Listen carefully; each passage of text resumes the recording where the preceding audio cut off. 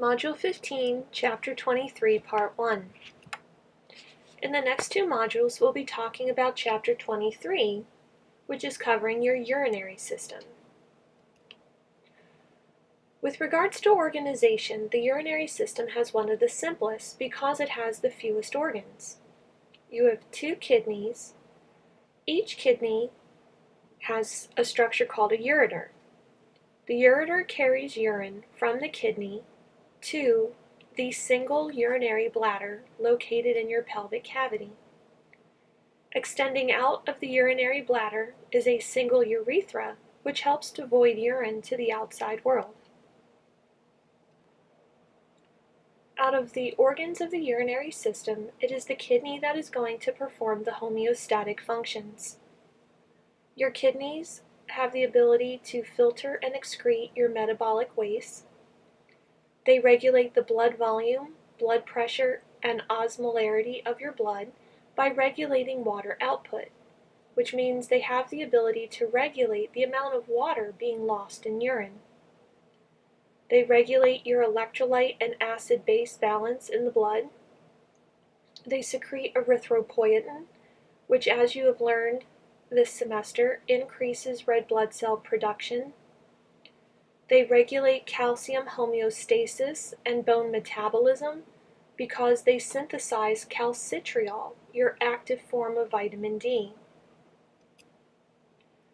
They clear hormones and drugs from your blood, which limits the time that hormones and drugs can actually act within the body. They detoxify free radicals. They can even produce glucose from amino acids, however, only during extreme starvation. When you start to think about your waste products, there are three major nitrogenous wastes produced within the body. The most abundant is urea. Urea is produced at a rate of 21 grams per day. It is formed during amino acid breakdown. Creatinine is the second most abundant nitrogenous waste, with 1.8 grams being produced per day, and creatinine is formed whenever creatine phosphate is broken down. Uric acid is your third most abundant, with the production of about 50 milligrams per day. Uric acid is formed whenever you recycle your RNA nitrogenous bases. Now let's talk a little bit about your kidney anatomy. Each kidney contains an area called the renal sinus. The renal sinus is a medial cavity occupied by blood vessels, lymphatic vessels, nerves, and urine collecting structures, which are called the minor calyces, your major calyces, and your renal pelvis. You have a structure called the renal cortex. Remember from your endocrine system, the adrenal cortex was the outermost region of your adrenal gland. In the kidney, the renal cortex is the outermost region of the kidney. Deep to the renal cortex is the renal medulla. Now the renal medulla is divided into pyramid-shaped structures called renal pyramids. On average, a human kidney will contain anywhere from 6 to 10 renal pyramids. Now, having more pyramids or less pyramids does not affect the ability of the kidney to do its job. It's just programmed in your DNA how many pyramids your medulla is going to be divided up into. The tip of each renal pyramid is called the renal papilla. Renal papillae is the plural. The renal papilla points towards your renal sinus. The broad base of the pyramid is in contact with the renal cortex. In between the renal pyramids are structures called renal columns. The renal columns are extensions of the renal cortex that protect inward toward the renal sinus, and these are the structures that divide your medulla into pyramids. Surrounding each renal papilla is a minor calyx. Think of the minor calyx as a urine collecting funnel. So the renal papilla is going to be dribbling out drops of urine, and the minor calyx is going to surround that papilla and collect all the drops. The minor calyces then start to merge. And when they merge, they form larger urine collecting areas called major calyces. Major calyx is the singular. All of the major calyces then merge to form a single urine collecting structure called the renal pelvis. Now note I said the word single. That means you only have one renal pelvis per kidney. And the renal pelvis, which is located in the renal sinus, is what drains into the ureter, which is then going to carry your urine through the abdominopelvic cavity to the urinary bladder. Now, just to help with a review for lab, I'm going to refer to all of the different blood vessels within the kidney during this section, even though those vessels are not written down in your notes. They are shown, however, in the figure that is on the screen. The renal artery brings blood into the kidney. When the renal artery enters the renal sinus, it branches, forming arteries that are called segmental arteries. These segmental arteries then send branches that extend up the renal columns. The branches within the renal columns are called interlobar arteries. When the interlobar arteries reach the base of the renal pyramid, meaning they reach the contact point between the renal cortex and renal medulla, they curve, and you can see arteries that are arching over the renal pyramid, and they're running right in that boundary between cortex and medulla. These curved arching arteries are called your arcuate arteries. You can then see, extending outward through the renal cortex from these arcuate arteries, numerous arteries. Now, for me, they look like little red radiating beams of sunshine, extending outward through the renal cortex, which is why I think someone decided to name these arteries your cortical radiate arteries. Now, there is a second name for these arteries, and it is in the lab manual. Their secondary name is the interlobular arteries. I highly, highly discourage the use of that particular term because interlobular is very close to interlobar, and most of the mistakes I see on the lab exam and on the lab quiz is mixing up interlobar and interlobular. So please, I highly recommend that for these arteries radiating outward through the renal cortex, that you use the term cortical radiate. Now in this image, you can see extending from right to left at the junction between the renal cortex and the renal medulla, the arcuate artery. Extending outward, and in this figure that means upward, from the arcuate artery, you can see the cortical radiate artery. The cortical radiate artery then sprouts numerous vessels called afferent glomerular arterioles. The afferent glomerular arteriole is going to bring blood into a nephron, which is your filtration structure. The afferent glomerular arteriole specifically delivers blood to a nest of capillaries, usually about 50 intertwined capillaries, which form a structure called the glomerulus. Now the glomerulus is unique because it's a capillary bed that's actually located between two arterioles. So, just to recap, you have your cortical radiate artery. You are going to have one afferent glomerular arteriole sprouting off of that cortical radiate artery and heading to a nephron. After the blood passes through the glomerulus within that nephron, it's going to leave the glomerulus through a very short arteriole called the efferent glomerular arteriole. Now, this efferent glomerular arteriole is going to sprout two different types of capillary beds. The first is shown on the right-hand side of the screen. The efferent glomerular arteriole can form in the renal cortex a web-like mass of capillaries called paratubular capillaries.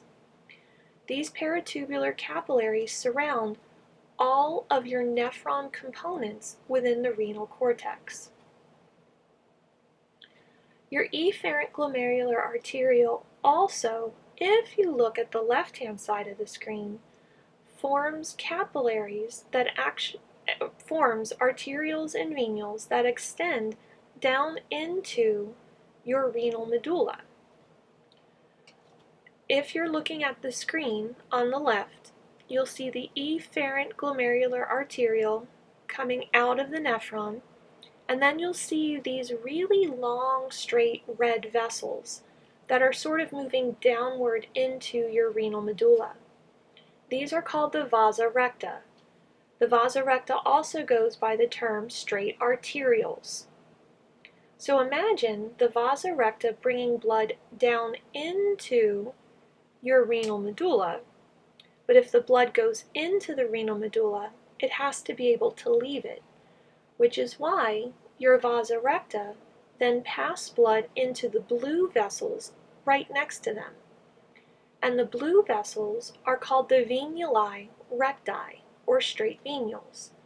They're carrying the blood out of the renal medulla and either back into the cortical radiate vein or arcuate vein. Now, once blood passes through the paratubular capillaries and the vasa recta and the venuli recti, blood is going to then leave the kidney pretty much through the same route it came in. You have your cortical radiate veins, which drain into your arcuate veins. Blood flows from arcuate veins into interlobar veins, and from the interlobar veins, blood leaves the kidney through the renal vein. Please note, there is no such thing as a segmental vein, so it is viewed as the interlobar veins feeding directly into your renal vein.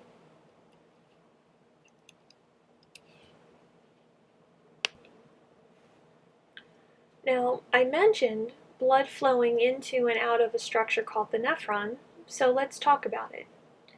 Your nephron is the functional unit of your kidney, in the same fashion as the neuron is the functional unit of your central nervous system. The nephron has several components, the first being a structure called the renal corpuscle. The renal corpuscle is your site of blood plasma filtration, and it is composed of two parts. The innermost part of the renal corpuscle is called the glomerulus. As I mentioned on the previous slide, the glomerulus consists of about 50 intertwining capillaries. The glomerulus is then surrounded by a structure called the glomerular capsule. Now, you might have heard the term Bowman's capsule in a class you've had before. Bowman's capsule is the eponym for this particular structure. However, eponyms are no longer acceptable terms. They have been phased out. So the only appropriate term for this structure is glomerular capsule. Now, the glomerular capsule has two layers to it. One layer is called the capsular outer layer. The other is called the visceral layer. The visceral layer actually lays on top of the glomerular capillaries and is actually attached to them. So the visceral layer is the inner layer physically attached to the outer surface of the glomerulus. Now, you will find this visceral layer is actually composed of very unique cells called podocytes, which will be important in our filtration discussion in a little while.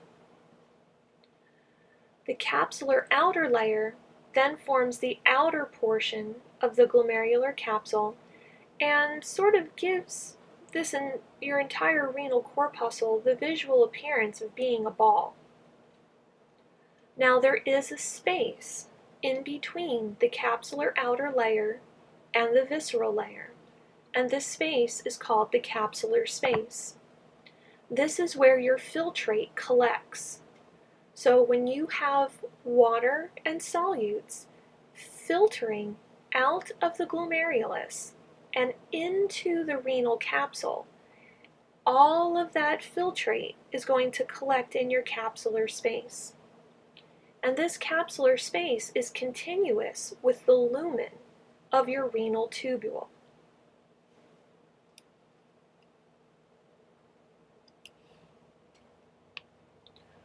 So we began talking about the nephron with the renal corpuscle, which is the ball-shaped structure that you can clearly see on the left-hand side of this image. Extending off of the renal corpuscle is the second part of your nephron, which is called the renal tubule. The renal tubule, though, is divided into several segments. Now, the renal corpuscle itself is located within the renal cortex. So the first section of the renal tubule is also in your renal cortex, and it is called the proximal convoluted tubule. It is the longest and most coiled of the four components of your renal tubule.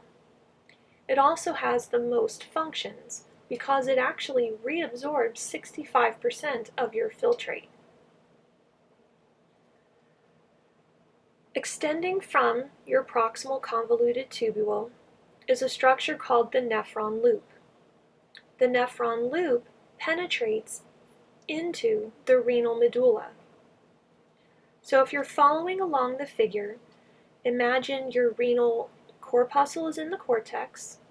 You pass through the highly coiled proximal convoluted tubule, and then the filtrate is going to pass from the renal cortex down into your renal medulla.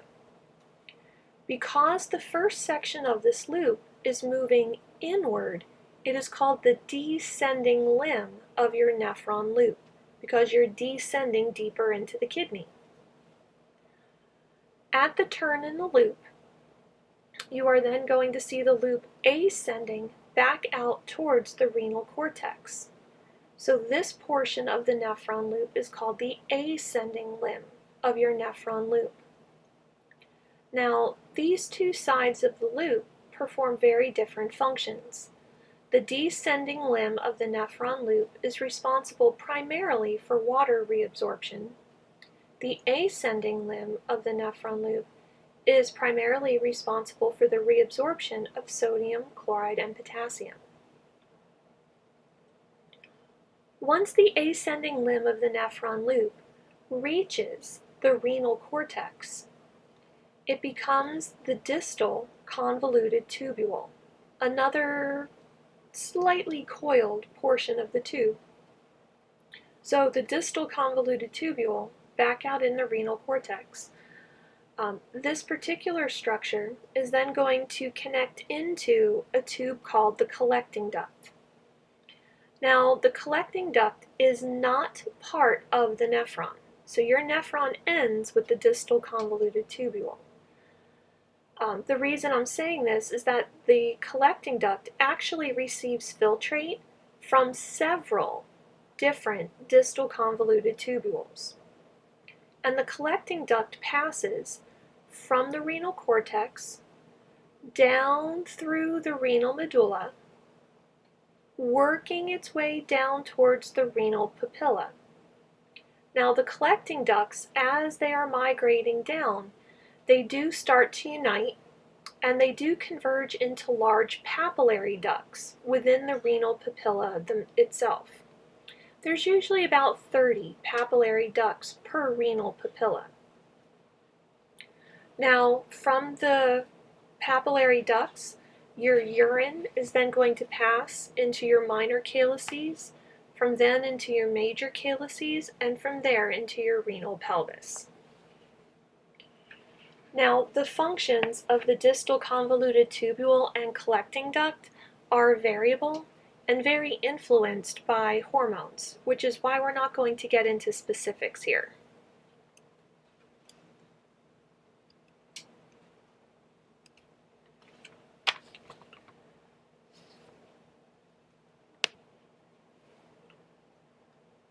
Before going on, I do want to mention a unique structure associated and formed by your nephron called the juxtaglomerular complex. The juxtaglomerular complex is found where your ascending limb makes physical contact with the afferent glomerular arteriole. The juxtaglomerular complex is composed of the macula densa. The macula densa are some modified cells within the ascending limb of the nephron loop. The juxtaglomerular complex is also composed of juxtaglomerular epithelioid cells.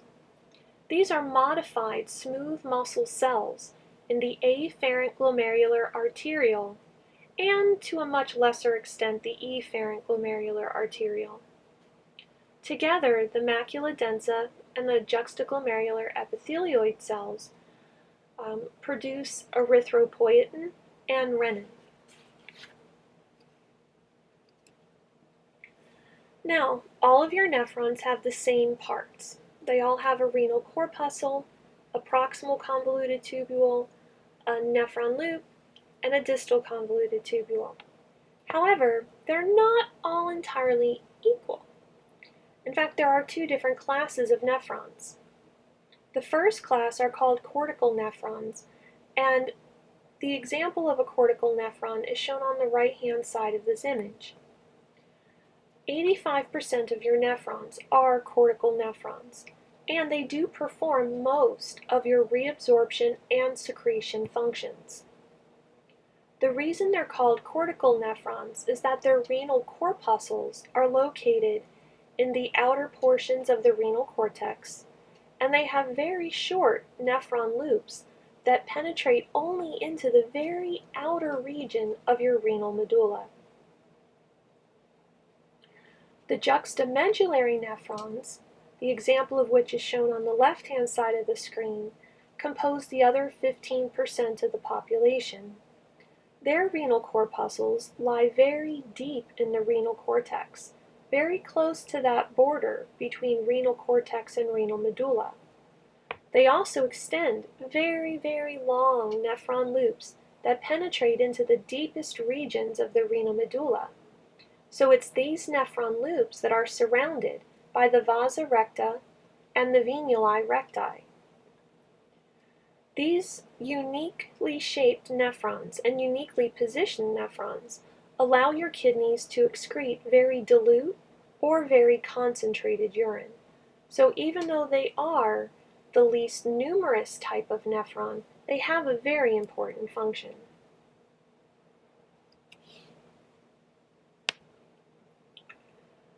Now that we have the basic anatomy, let's talk some function. And we're going to start at the beginning with the renal corpuscle and glomerular filtration. Glomerular filtration is the movement of water and solutes in the plasma from the blood in your glomerular capillaries and into the capsular space. Now, in order for glomerular filtration to occur, the water and solutes must pass across the filtration membrane to enter your capsular space.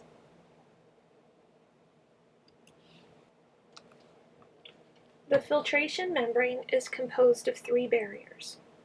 The first barrier is the fenestrated capillary endothelium of your glomerular capillaries. You do have large fenestrations here, which allows for you to have really good filtration of your smaller solutes. However, remember from what you've learned so far this semester that fenestrated capillaries do exclude the movement of formed elements and plasma proteins. These structures are just way too big to pass through even the fenestrations. Now, some of the smallest albumins might be able to filter through, but that would be the only exception. Now, associated with your fenestrated capillary endothelium, but not part of the filtration membrane, are unique cells called mesangial cells. So you're going to find these cells among your glomerular capillaries and even between your afferent and efferent glomerular arterioles. These little cells are contractile, so they are going to be able to influence filtration, okay, as we move forward with this segment of the module. Your second barrier in the filtration membrane is your basement membrane, which on this figure is the blue material. The basement membrane is the acellular material located between the capillary endothelium and the podocytes, which form the visceral layer of your glomerular capsule. Now, the basement membrane is a proteoglycan gel, which is negatively charged. Your basement membrane, for the most part, helps you exclude things from filtration that are bigger than 8 nanometers and also repel things that are negatively charged.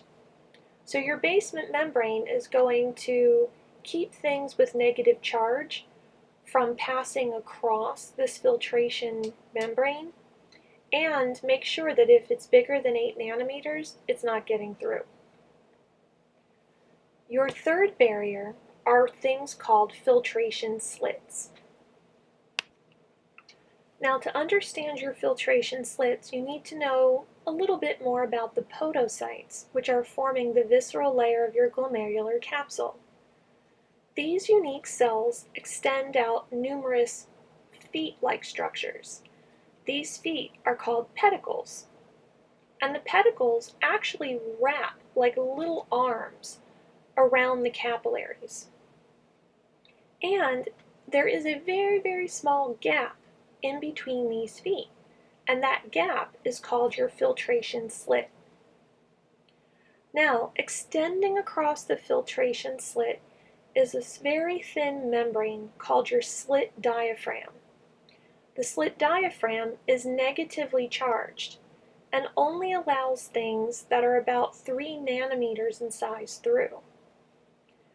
So if you think about the filtration membrane and these 3 barriers and how they work, and ask yourself what really can pass through, for the most part, it's anything smaller than 3 nanometers, which would include water, ions, glucose, fatty acids, amino acids, your nitrogenous waste, and your vitamins, especially the water-soluble vitamins.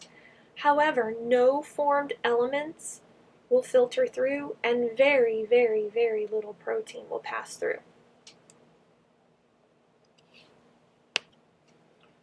Now, the principles of glomerular filtration are the same as filtration in other capillaries, which you learned about in Chapter 21. When thinking about glomerular filtration, filtration is dependent on 3 different pressures. The first pressure is called glomerular hydrostatic pressure, which is abbreviated GHP.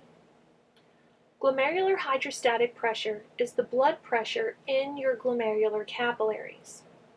And the goal of glomerular hydrostatic pressure, as you can see from the line drawing on the screen, is to push water and solutes out of your glomerular capillaries, across the filtration membrane, and into your capsular space. Now, glomerular hydrostatic pressure is held in a healthy kidney at about 60 millimeters of mercury. meaning from the beginning of the glomerular capillary to the very end of the glomerular capillary, you have about 60 millimeters mercury of pressure. Now, recall from chapter 21 the case of your systemic capillaries. Your systemic capillaries were very different in this regard. Didn't you have your systemic capillaries starting at the arterial end at about 30 millimeters of mercury of pressure? And then this pressure declined over the length of the systemic capillary to approximately 10 millimeters of mercury at the venial end. You do not have that type of pressure change occurring in the glomerular capillaries. Your second pressure is called capsular hydrostatic pressure, which is abbreviated CSHP. Capsular hydrostatic pressure opposes glomerular hydrostatic pressure. Capsular hydrostatic pressure is the pressure of fluid in the renal tubule and capsular space on your filtration membrane. And the goal of this pressure is to try to push fluid from your capsular space and back into your glomerular capillaries. Now, in a healthy kidney, this pressure is about 18 millimeters of mercury. The third pressure is one that you heard about before. It's your blood colloid osmotic pressure, or BCOP. Now remember, from chapter 21, blood colloid osmotic pressure is created by the plasma proteins in your blood. So this pressure is being created by the plasma proteins within the glomerular capillaries.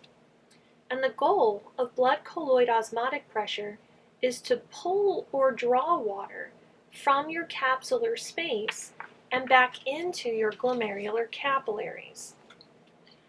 Now, blood colloid osmotic pressure, healthy individual, usually about 32 millimeters of mercury.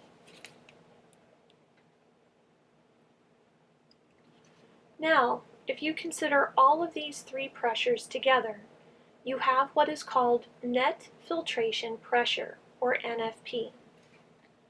Your net filtration pressure is the glomerular hydrostatic pressure, which is your one and only filtering pressure, minus your capsular hydrostatic pressure, minus your blood colloid osmotic pressure.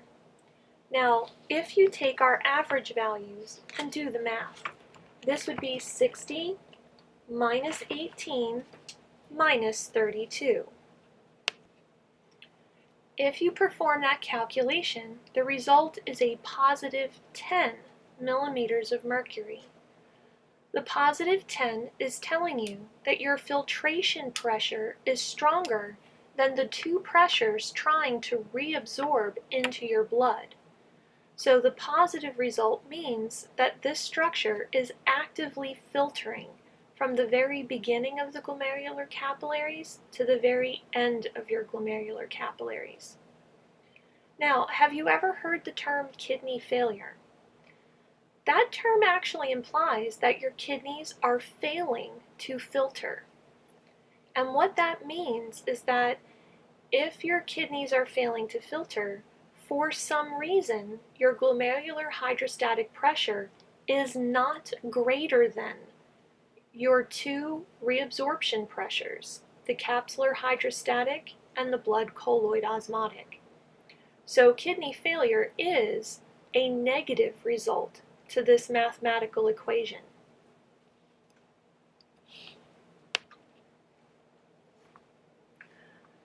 Now, let's talk a little bit about your glomerular filtration rate. Your glomerular filtration rate is the amount of filtrate formed in both kidneys in all those renal corpuscles each minute. Now, on average for a day, males usually will filter about 180 liters out of their blood and into their renal corpuscles, Women will filter about 150 liters out of their blood and into their renal corpuscles. Now, that's a pretty big volume, regardless of gender, and your blood volume is only on average about 5 liters if you don't consider gender. Now, the reason you can filter so much and not have your blood vessels basically go dry is that 99% of what you filter is reabsorbed by your renal tubule. So on average, you only produce about 1 to 2 liters of urine per day. Now, your glomerular filtration rate, how much you actually are filtering, is going to be determined by that net filtration pressure. So regulating your glomerular filtration rate is very, very important. And regulating that filtration pressure is going to be very, very important. For example, if your glomerular filtration rate becomes too high, that means you're producing too much filtrate inside your renal corpuscle. This high level of filtrate formation is actually going to cause fluid to move way too quickly through the renal tubule. And if the fluid is flowing too quickly, you're not going to have time to reabsorb all of the materials that you need to reabsorb, and you're going to start losing a lot of needed items in your urine. However, you don't want your glomerular filtration rate to be too low either, because if your filtration rate is too low, you're not forming as much filtrate in the renal corpuscle. The fluid through the renal tubules is then gonna start moving way too slowly. And if fluid is moving too slowly through the renal tubule, you're gonna start reabsorbing too much. And by too much, I mean you might actually start reabsorbing waste products that you need to get rid of. So if you start reabsorbing too much because things are moving too slowly, you're not going to have adequate waste removal from the body, which would cause problems as well. Now, any change to your net filtration pressure will directly impact your glomerular filtration rate. For example, hemorrhage, shock, and dehydration all have the exact same effect. Hemorrhage is massive blood loss, which would decrease blood volume and blood pressure. Dehydration would lower your plasma level, which would decrease your blood volume as well and pressure. Shock. Shock is a widespread sudden drop in blood pressure. So all three of these scenarios would decrease your systemic blood pressure. And if your systemic blood pressure is lower than it should be, then you're going to start to see the blood pressure within the kidney declining as well. And that glomerular hydrostatic pressure is not going to be at 60 millimeters of mercury, it's going to be lower than that. And if it drops too low, then your net filtration pressure changes from promoting filtration to actually promoting reabsorption, and you have kidney failure as a result. So the goal of your body is to make sure this never happens. You want to make sure your kidneys never fail to filter, which is why there are 3 very powerful regulatory mechanisms for your glomerular filtration rate. Your kidneys do have the ability to regulate themselves to a pretty good degree, so we have some renal autoregulation. We do have some sympathetic regulation, and we do have some hormonal regulation. So we're going to start with your renal autoregulation first. There are 2 different mechanisms that will work under renal autoregulation. The first is called the myogenic mechanism. Now, myo means muscle, so we're looking at the responses of the smooth muscle within the afferent glomerular arteriole. Now, I want you to imagine a situation where there is an increase in stretch on the glomerular arteriole. This increase in stretch would be caused by an increase in the blood pressure within the afferent glomerular arteriole.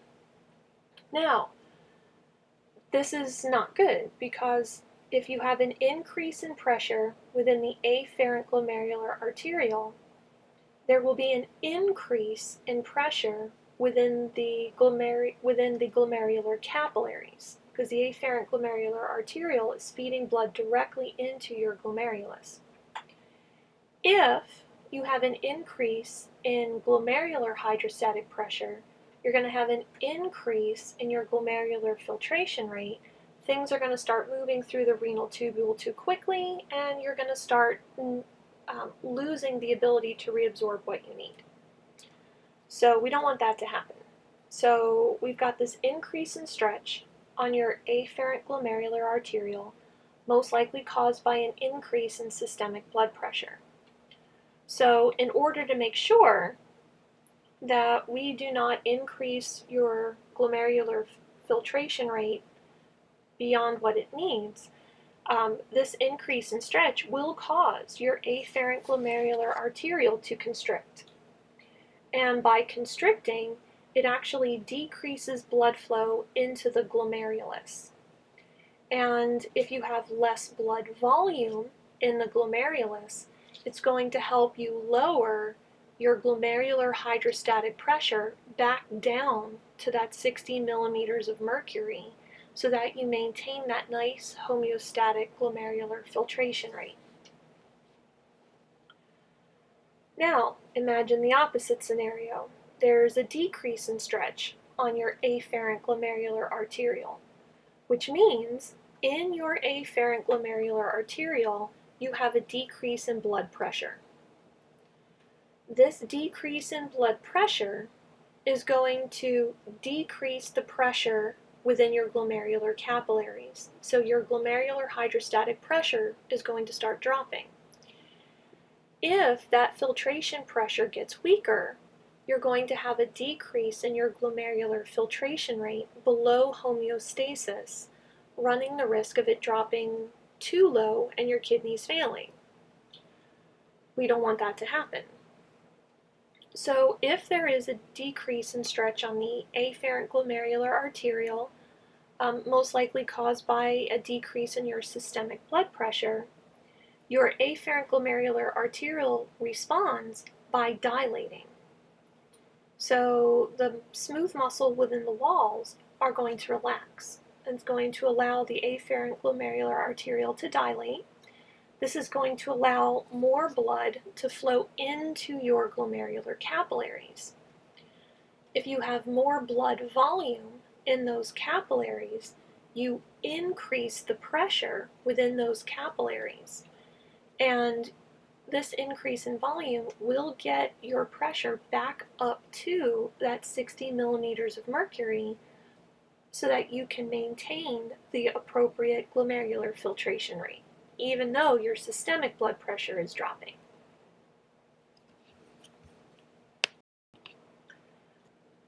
The second autoregulation mechanism is called tubuloglomerular feedback. In this particular mechanism, filtration is going to be adjusted to regulate tubular fluid composition. Now, tubular fluid is the term used to describe the fluid within the renal tubule. So filtrate is the term used for the fluid within the renal corpuscle. Tubular fluid is the term used for the exact same fluid, but within the renal tubule. So this mechanism is going to help regulate tubular fluid composition, also help stabilize your nephron performance, and compensate for any blood pressure fluctuations that are occurring. And it's going to involve your juxtaglomerular complex. Now, at the top of the screen, you'll see a little drawing, and on the left side it has AGA. This is your afferent glomerular arteriole, and the arrow is indicating that blood is flowing into your glomerular capillaries through the afferent glomerular arteriole, and then that blood is going to flow out of the glomerular capillaries through the efferent glomerular arteriole.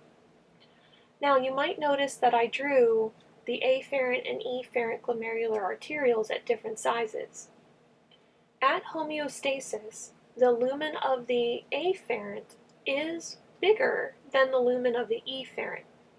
So that means you have more blood coming into the glomerular capillaries and less blood leaving. And what this creates is a situation where you start to have a higher blood volume within the glomerular capillaries. And remember, from back when in chapter 21, increasing volume increases pressure. So it's this difference in the amount coming in and the amount leaving that actually maintains that 60 millimeters of mercury of pressure in the glomerular capillaries. So let's pose a situation where you have maybe an increase in your systemic blood pressure, which means higher pressure coming in through the renal artery. Well, that high pressure is going to increase blood flow into your kidney, and it's coming in at a higher pressure. That increase in flow and pressure into the kidney will cause an increase in your glomerular hydrostatic pressure, which in turn will increase your glomerular filtration rate. If your filtration rate is higher, you're forming more filtrate in the renal corpuscle, which means the fluid in the renal tubule is going to start to flow faster, and you're going to start decreasing your ability to reabsorb. So you're going to have more solutes within your tubular fluid than you should. Now, if you have more solutes within your tubular fluid, it would make sense that you might have increased levels of sodium chloride within the tubular fluid of the nephron loop. Now, the macula densa, which is part of your ascending limb of the nephron loop, absorbs that excess sodium, the excess potassium, the excess chloride. So it starts to absorb those ions, and it starts to swell. And when the macula densa swells, it actually releases ATP. Now, this ATP is brought into the nearby mesangial cells. And the mesangial cells will change this ATP into adenosine. The mesangial cells then release the adenosine, and the adenosine is going to act like a paracrine messenger and stimulate the nearby juxtaglomerular epithelioid cells. Now remember, these are modified smooth muscle cells in the afferent glomerular arteriole. When the juxtaglomerular epithelioid cells are stimulated, they constrict. And when they constrict, the afferent glomerular arteriole becomes constricted as well, which you can see in the lower image. Now, if your afferent glomerular arteriole becomes constricted, it means that you have less blood flow coming into your glomerular capsule. So you have less blood coming in, same amount of blood now leaving. And what ends up happening is that you start to have a decrease in the overall volume within the glomerular capillaries.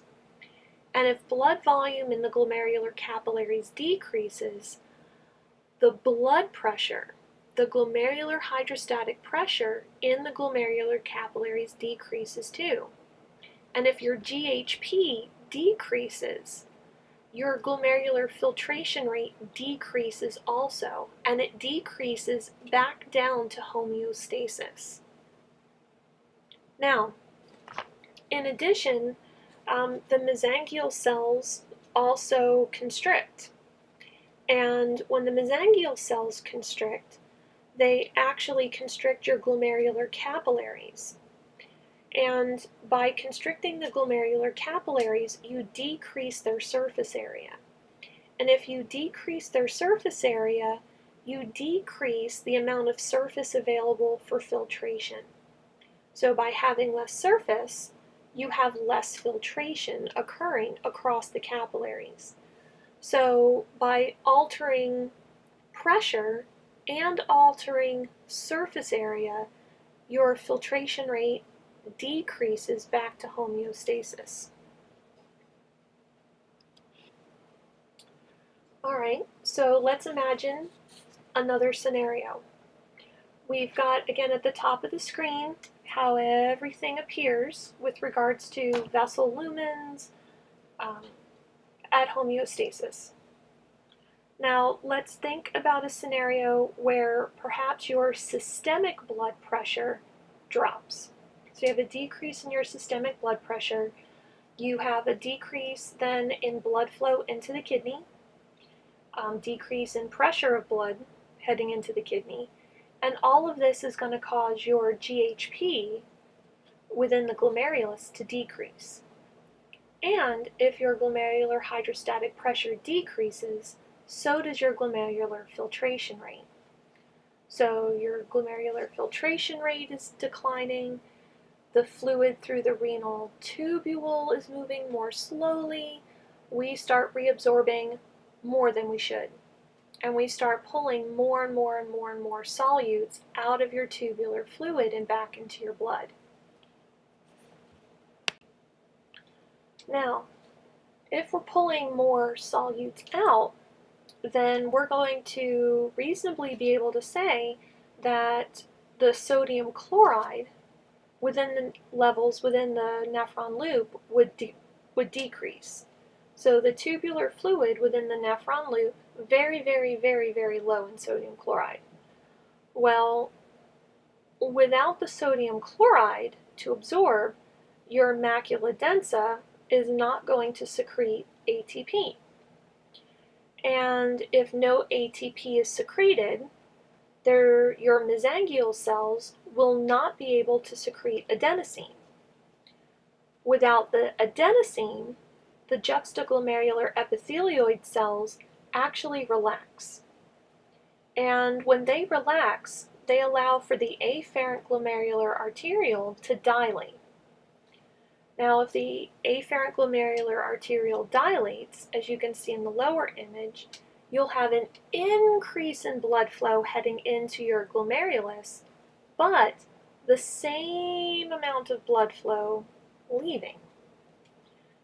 Now, what that means is you have more in, much less out, and that means you're going to start to really greatly increase the amount of blood within the glomerular capillaries. And that increase in blood volume is going to greatly increase the pressure within those glomerular capillaries. And increasing that pressure is going to help increase your glomerular filtration rate back to homeostasis. At the same time that this is happening, your mesangial cells also relax. And when they relax, they allow your glomerular capillaries to dilate. And if these capillaries dilate, you're going to have an increase in their surface area. And if you increase their surface area, you increase their ability to filter.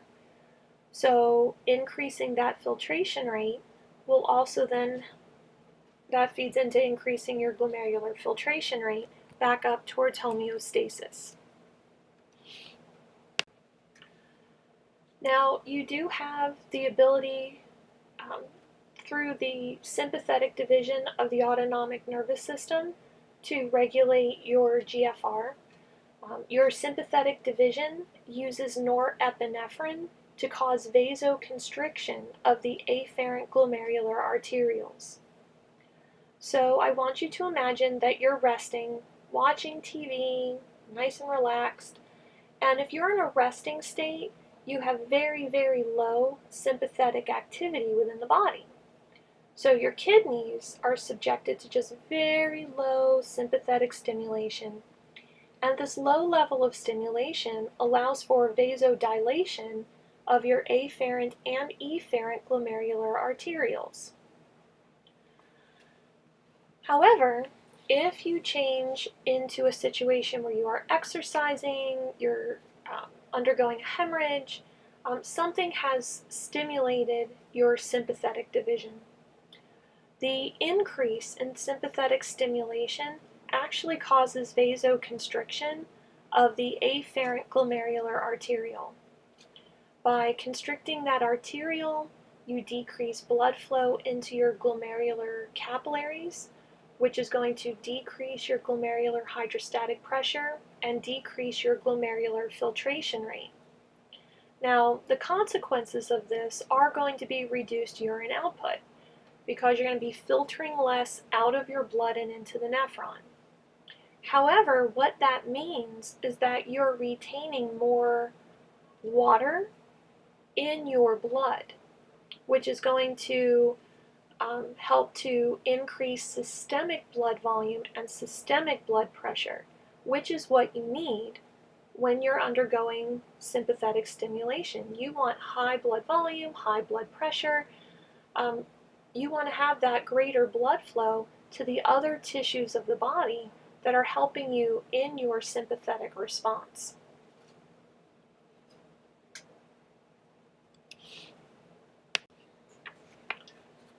Now, there is also hormonal regulation of your glomerular filtration rate. For example, you were introduced earlier this semester to the renin-angiotensin-aldosterone mechanism. Renin, which is produced by the juxtaglomerular complex, is released in response to a lot of different triggers. For example, if you have a decrease in glomerular hydrostatic pressure, you will release renin. The decrease in glomerular hydrostatic pressure could be caused by a decrease in your systemic blood pressure, which we mentioned in Chapter 21 was a trigger for the release of renin. But it could also be due to a decrease in glomerular blood volume, a blockage within the renal artery that's just preventing blood flow into the kidney as a whole. You could also release renin if you stimulate your juxtaglomerular epithelioid cells with sympathetic stimulation. You can also release renin if your macula densa detects a decrease in the osmotic concentration of your tubular fluid. Now, once the renin is produced, there's a series of steps that occur. I'm not going to re-go through those steps. We've already done them for 2 different chapters. So I recommend that you go back and look at the pathway that leads up to the formation of angiotensin II. Now, angiotensin II has many effects, most of which we've already mentioned, but we might flesh out a couple a little bit more here. Angiotensin II, 1, actually affects the proximal convoluted tubule, and it's going to tell the proximal convoluted tubule to reabsorb more sodium. So it's going to tell the PCT to pull sodium out of the tubular fluid, move it into the interstitial fluid of the kidney, and from there it's going to enter the blood through the peritubular capillaries. Now, the one thing you always have to remember about water is water loves to follow sodium. So by telling the PCT to reabsorb more sodium, you have a very nice side effect of actually reabsorbing more water as well, because the water will then just follow its osmotic gradient and follow the sodium ultimately back into your blood. Angiotensin II will cause constriction of your efferent glomerular arteriole. There's a much lesser effect on the afferent glomerular arteriole. Now, if you constrict the efferent glomerular arteriole, there will be an increase in glomerular hydrostatic pressure because you'll have blood coming in through the afferent glomerular arteriole, but now even less leaving your glomerular capillaries. It's like having a giant clog in your sink drain. You turn on the faucet, which would be the afferent glomerular arteriole, blood starts pouring into the sink, which is your glomerular capillaries, but then with the giant clog in the drain, water starts to accumulate in the sink. And by increasing that volume in the glomerular capillaries, you start having an increase in glomerular hydrostatic pressure, which is going to increase your glomerular filtration rate, which is going to ensure adequate filtration if you have a decrease in your systemic blood pressure. Also, by having a decrease in blood flow through the efferent glomerular arteriole, you're going to have less blood volume in your peritubular capillaries. This decrease in volume in the peritubular capillaries is going to allow you to actually enhance their ability to reabsorb sodium and water into the capillaries. You've heard that angiotensin II increases aldosterone production.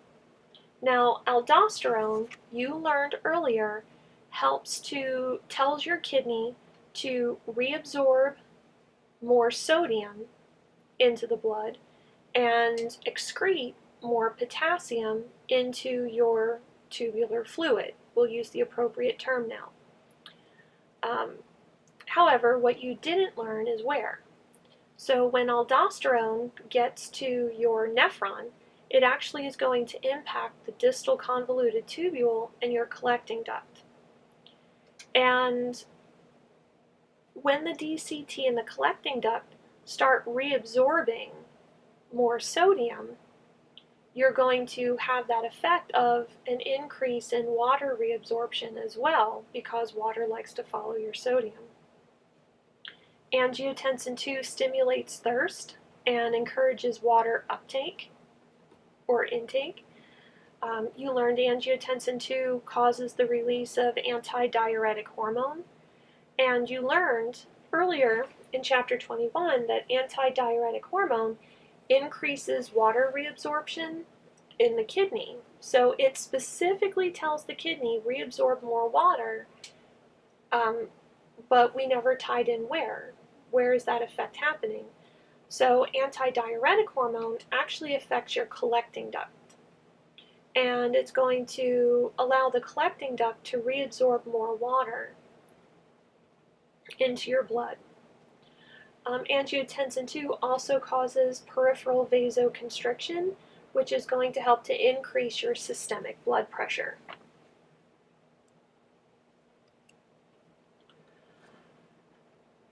Another hormone that has the ability to help regulate filtration is atrial natriuretic peptide, that ANP that you heard of before.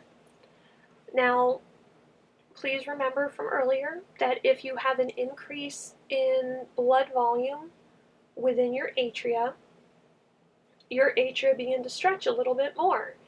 And this increase in blood volume coming into the atria is indicating that you have elevated systemic blood pressure. So if your atria start to stretch, they start to release ANP. And what ANP is going to do is it's going to dilate your afferent glomerular arteriole and constrict your efferent glomerular arteriole. So it's going to increase the amount of blood coming into your glomerular capillaries, but decrease the amount going out. And this is going to lead to greater blood volume within your glomerular capillaries, which is going to increase your glomerular hydrostatic pressure, which is going to increase your glomerular filtration rate. You're going to be pulling more water out of your blood and into that renal corpuscle, which is going to allow you to have a greater urine volume because you're going to have more water passing through that renal tubule very quickly. ANP also inhibits renin and aldosterone secretion. It also decreases tubular reabsorption of sodium in your collecting duct. And what that means is if the sodium is staying in the tubular fluid of the collecting duct, water's going to stay there too. And it's going to help, once you filter all of that water out in the renal corpuscle, it's going to help retain that water in the collecting duct so that you can get that water out of the body when you void your urine.